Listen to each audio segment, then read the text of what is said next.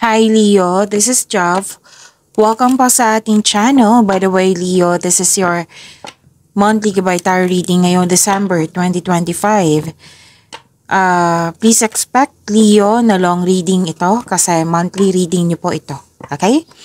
By the way Leo, gamitin ng reading na ito bilang gabay lamang. Kung naka-resonate kayo, comment down. Tandaan Leo, ito ay general reading. Kunin nyo lang po kung ano ang naka-resonate sa'yo. This is for you, Leo.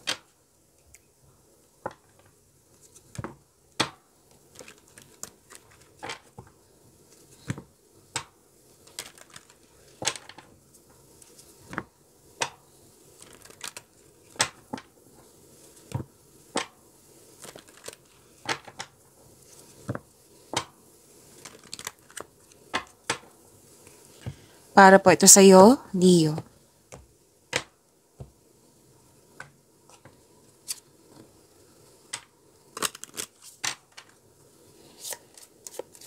Angel number para kay Leo ngayong December 2025.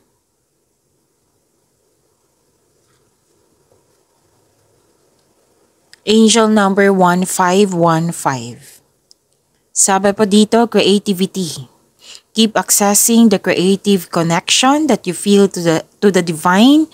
The whispers speak through your creative connection, allowing you to express the beauty that is within you and connect you to the love that is around you. To attract more blessings, let us say the power affirmation. Let us say, creativity is my birthright. As I express my creativity, I feel a beautiful flow of love and connection. Creativity is my birthright. As I express my creativity, I feel a beautiful flow of love and connection. So this is a positive change. This is considered as a new beginning, a personal growth, urging you to embrace new opportunities po. Itong changes na ito is a positive changes.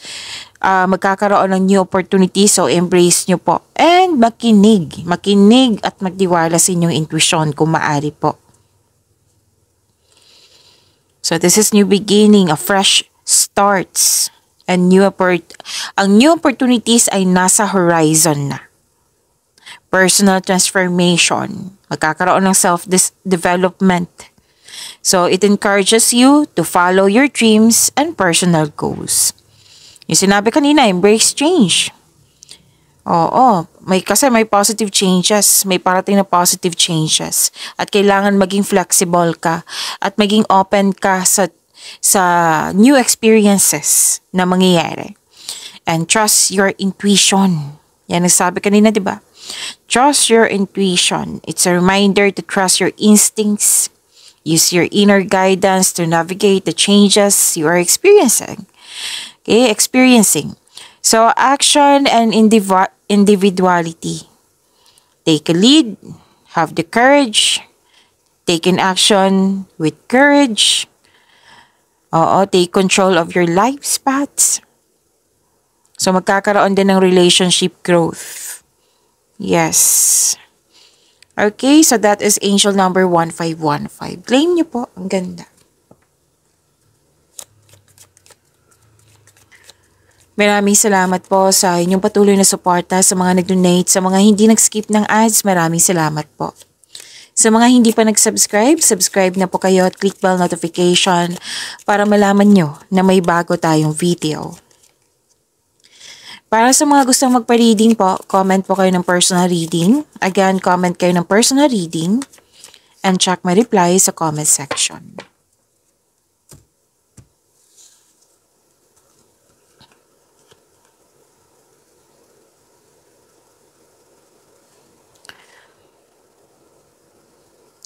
Magkakaroon ng community. May nakita kong community dito eh. Togetherness, bonding, meeting, reunion. Any kind of party. Special event, pwede. Pagtipon-tipon po ng grupo ng tao. Nakita ko rin dito na opportunity. What I meant is opportunities or project na dumating at binigyan mo ito ng long-term plans. Prosperity is yours. Career stability, kitang-kita ko po dito. Claim niyo po, Leo.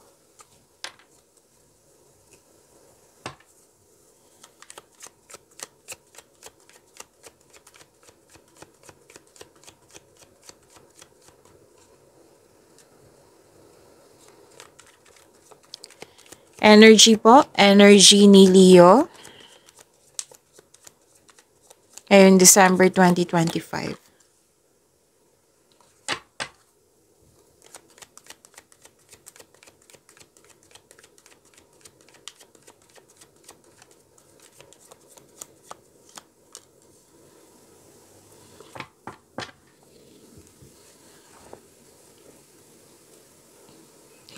Para sa mga bago dito, kung may napansin ko na repeating message, yan po yung pinupush ng course sa inyo. Like for example, nanood kayo sa inyong daily, weekly, at dito din sa inyong monthly, at may napansin kayo na repeating message.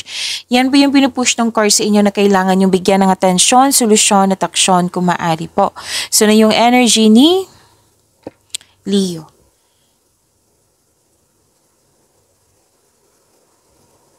Emotional stability, empathy, mahinahon, matured, mapagmalasakit, at maaari din emotional. Nagsiset ka ng boundaries, guarded ka. Pero iniisip mo pa rin yung kapwa mo. Okay? Na concern ka pa rin sa kapwa mo.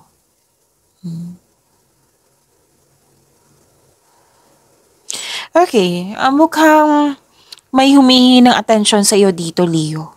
So, iparamdam mo sa kanya na may malasakit ka, supportive ka sa inyong connection. Kasi yan yung advice may sinabi ang card dito. And, sinabi din dito na magaling ka na leader, magaling ka sa mga ginagawa mo dyan. Ginampanan mo ng maayos yung pagiging mabuting leader mo. And, andito po, kunin ko lang. Nag-clarify po. Yung sinabi ko kanina dito na career stability, andito din po. Nag-clarify sa inyong tarot card. Stable ka sa iyong napiling career, financial stability din po. Claim niyo po, ang ganda.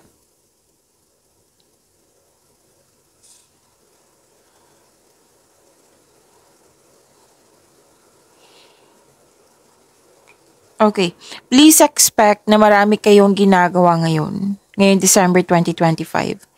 Parang mabigat yung responsibilidad mo.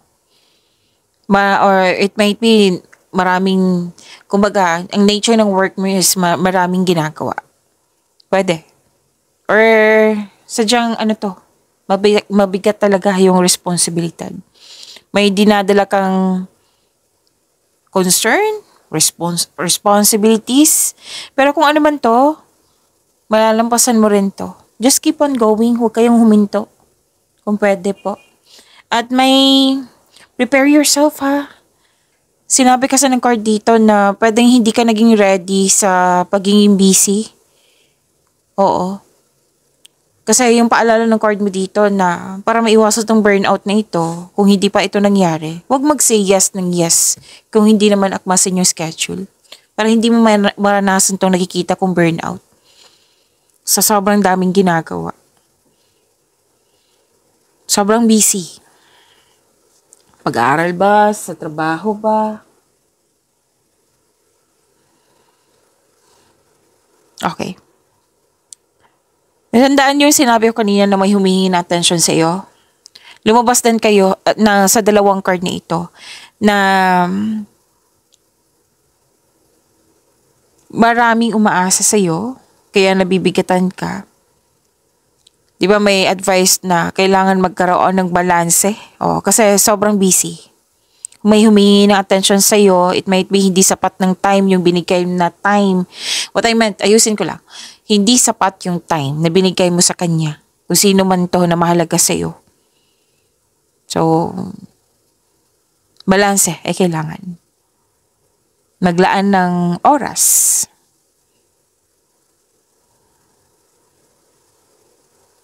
Hindi ko masisisi yung iba sa inyo dyan kasi nakikita ko dito maraming umaasa sa iyo. Breadwinner. Pero then, someone is relying on you for emotional and financial support kaya sobrang nabibigatan ka. Nape-pressure ka. You make yourself busy. Parang may tina-target ka. So yun pa ha, kung hindi kayo busy ngayon, prepare yourself. Huwag mag-say yes ng yes kung hindi naman akma sa schedule. Time management. Sa ngayon, dapat time management na. Lumabas sa card ko na mabiburn out ako. Kasi marami akong iniisip, marami akong ginagawa. So ano yung dapat gawin ko? Time management. Yan. Pag-isipan mo na mabuti. Kung magkakaroon ako ng ganitong mga gawain. So time management. Alam mo yan kung paano yan ayusin.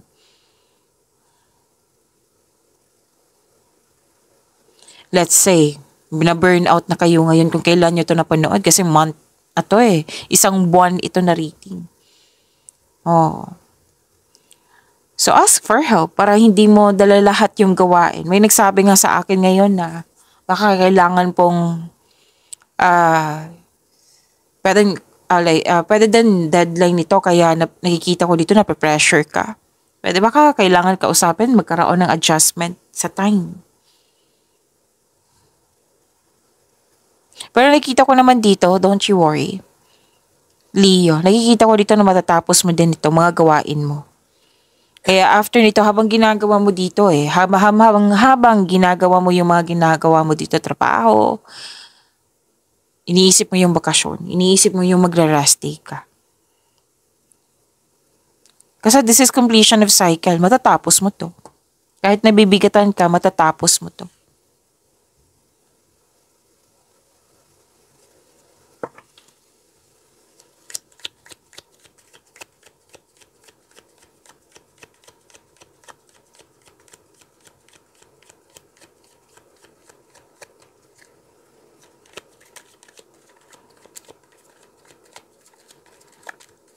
Career and money ni Leo ngayong December 2025. Wow! Nakuha mo si Wheel of Fortune. Leo! Claim niyo po.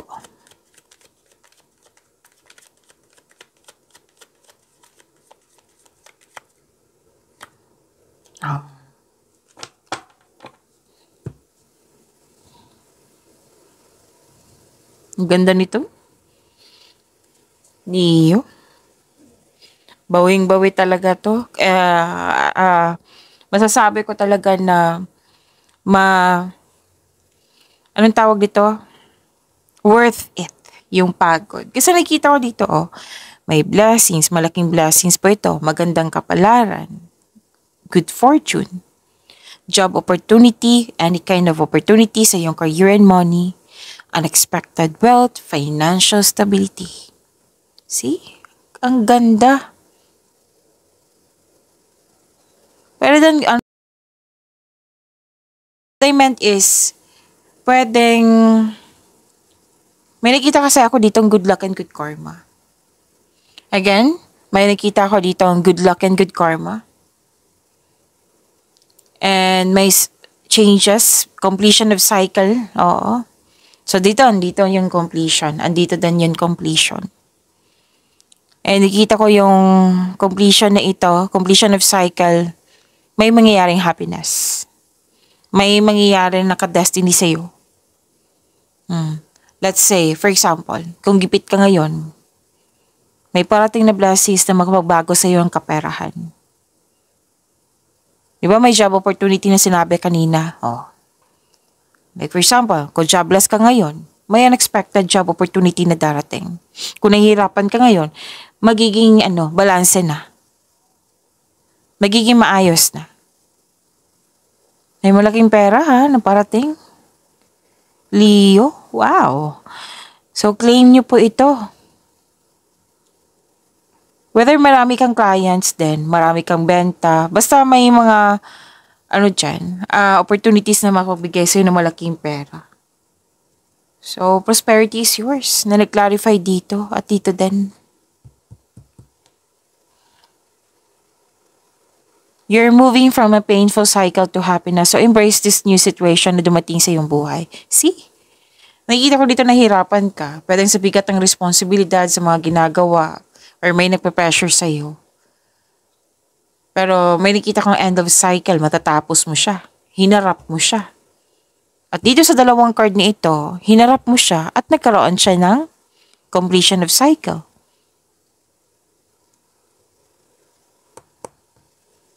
Ito na yung blessings.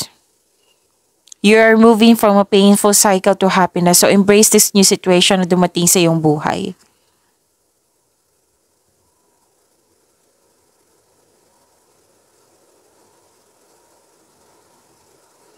Okay, so this is embrace new situation. Mag-focus kayo sa makontrol nyo in order to find peace. Let go mo na po ang hindi mo makontrol. May changes sa darating ha, na parating sa inyo or blessings. Dalawang card kasi nagsabi dito, nagkaroon ng pagbabago kasi hinarap mo. Mga challenges, struggles, marami kang natutunan sa mga na-encounter nyo na challenges. Hinarap mo at eto na, yung blessings, yung tong good fortune. Ito na yung pumasok sa inyo. Ito yung new situation. At ito na yung good fortune na dumating. Job opportunity, any kind of opportunity na kalain sa inyong career and money, unexpected wealth, financial stability. Prosperity is yours. Wow, ang ganda naman.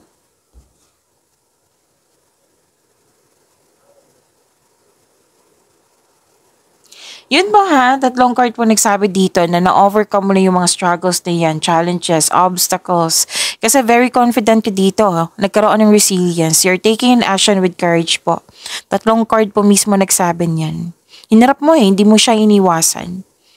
You have a confidence and persistence in your career. So don't give up, don't doubt your strength. Tama tong gagawin mo na harapin mo. Tatlong card mismo nagsabi dito ha na overcome mo po ito. Mukhang lalabas din kayo ng comfort zone. Excuse me, kailangan ko lang mag-burp.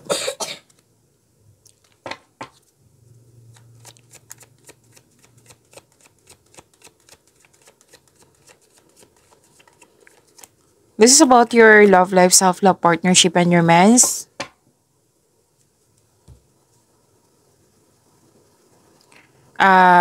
Leo.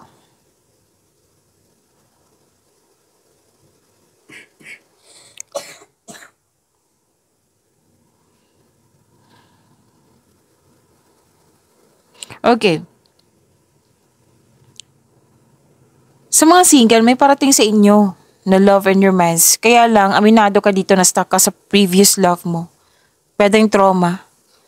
Ang sabi kasi ng card dito, fix yourself first. Forgive yourself, forgive the situation. Kung kaya mo nang patawarin yung taong yon, then do it.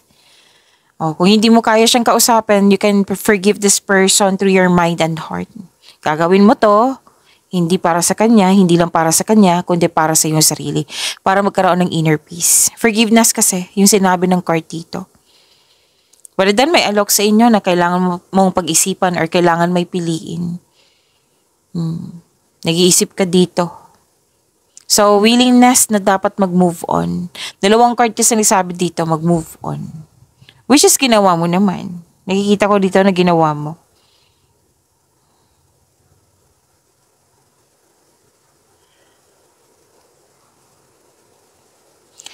Nakikita ko dito, you're moving forward, you're embarking on a healing journey. Nag-decide ka na mag-move on mula sa mga panakit na pangyayari. Single ka man, may relasyon sa buhay mag-asawa.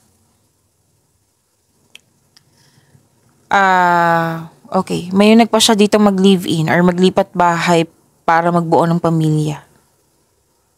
Kaya lahat kayo naghahanap ng solusyon sa problema. So be patient.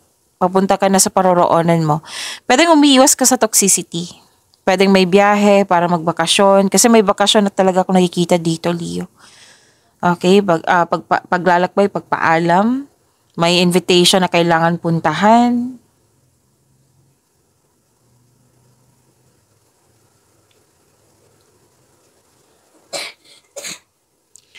At,